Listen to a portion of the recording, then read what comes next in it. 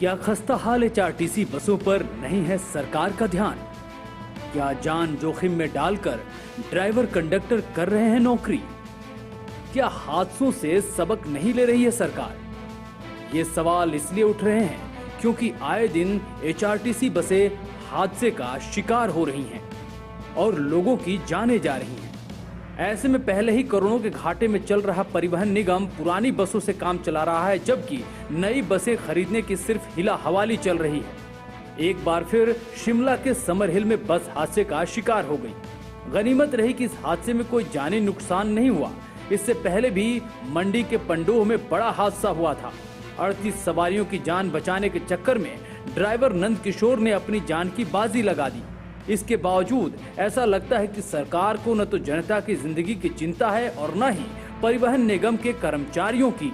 अब लोग भी बसों के खस्ता हालत पर खुलकर बोलने लगे हैं।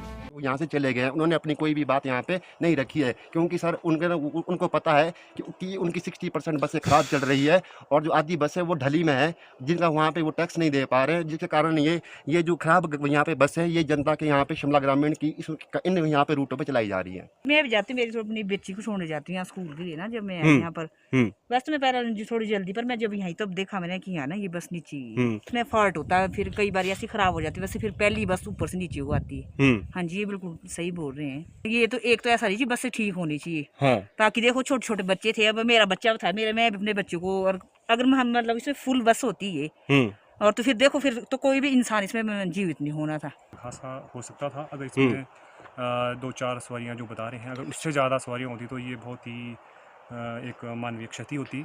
और ये जो सर एचआरटीसी की जितनी भी बसें हैं, मैक्सिमम रोज़ सर आप न्यूज़ में सुनते हैं ये मैक्सिमम हादसे हो रहे हैं। तो हमारी प्रशासन से यही मांग है कि इन बसों को दुरुस्त कराया जाए और शीघ्र अतिशीघ्र जो है सर इन रोडों में जो बैरियर जो लगने चाहिए ताकि लोग सुरक्षित अपना बचा सके। उधर हादसों को लेकर एचआरटीसी चालक संघ भी सरकार को कई बार आगाह कर चुका है और सरकार को ये जानकारी दे चुका है कि करीब 40% बसें चलाने के लायक नहीं हैं।